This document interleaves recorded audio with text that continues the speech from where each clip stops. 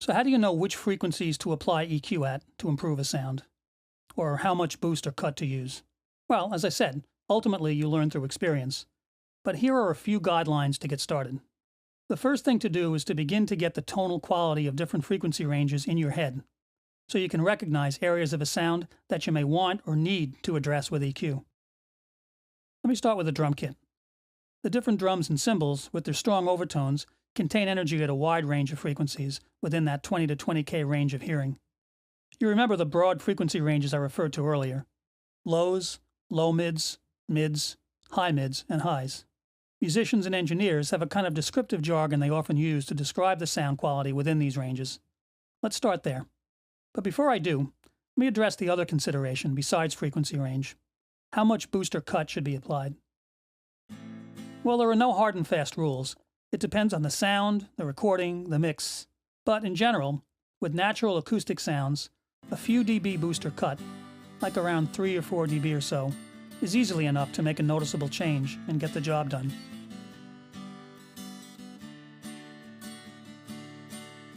Too much EQ can make the sound start to seem overprocessed and unnatural. But there are exceptions. Electric or electronic instruments, like electric guitar or bass or synthesizers, can take a lot of EQ without sounding like it's been overdone.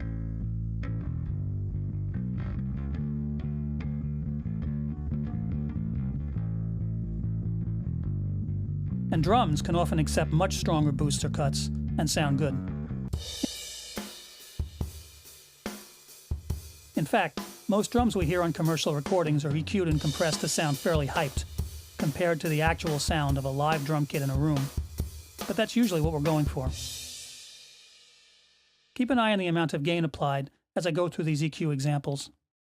The kick drum is the lowest pitched instrument in a drum kit, with a fundamental frequency from around 50 to 100 Hz or so, and overtones above that. EQing in the low frequency range, up to about 200 Hz, can change the quality of that deepest part of the kick's tone. You can boost or cut. I'll start off by boosting.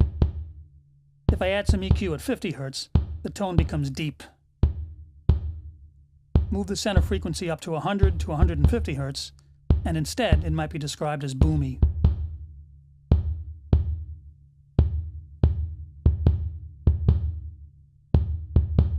Up again to 200 Hz, and a common description would be punchy.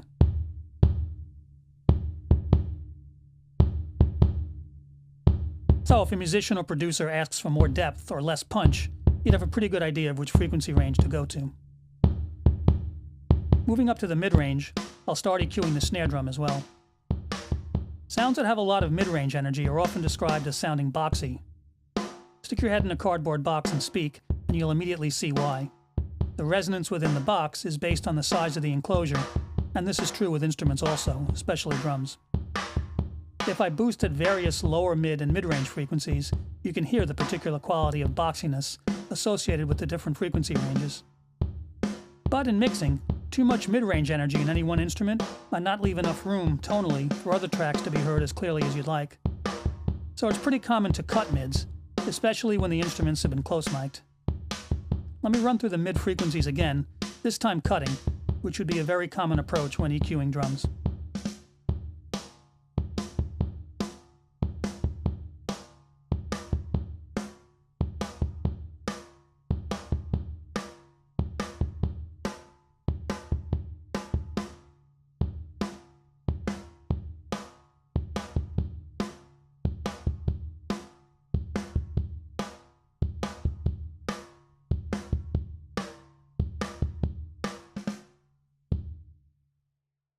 EQ in the range around 2 to 3 kHz is sometimes described as imparting a nasal quality. This can be good or bad. Listen as I EQ the drums a bit, and maybe a little piano as well, in the upper mids.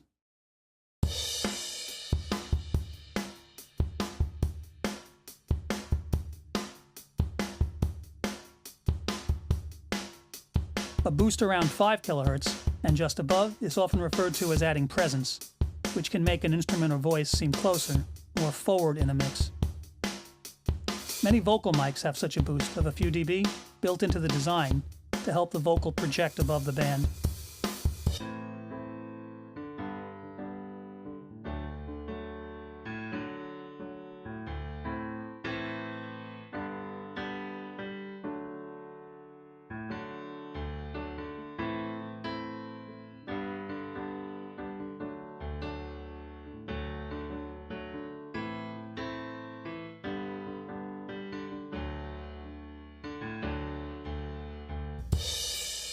cutting the upper mids can make a sound recede or give it a less brittle quality. Listen to how cutting the snare at around 2 kHz lessens the tinny quality and gives it a fatter sound.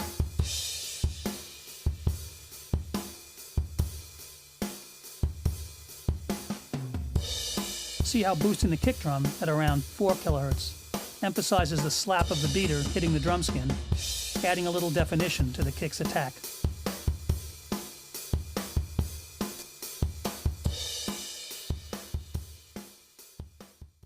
The treble, or high frequency range, adds or subtracts brightness or crispness.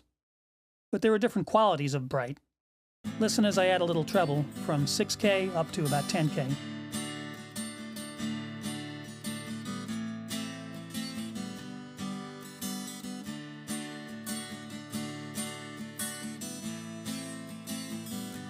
Notice how the quality of brightness is different as the center frequency is moved.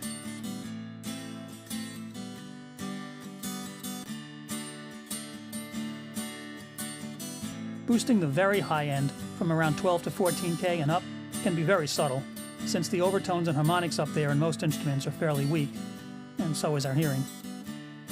But it can add a little of what's often called air, a quality of openness and greater three-dimensionality.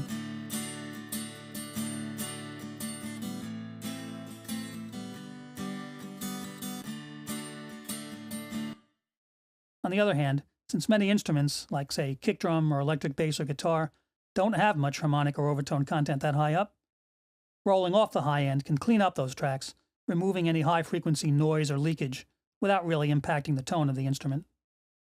Now, all these descriptive terms I've been using are in pretty common use in the studio for subjectively describing the different tonal qualities of different frequency ranges.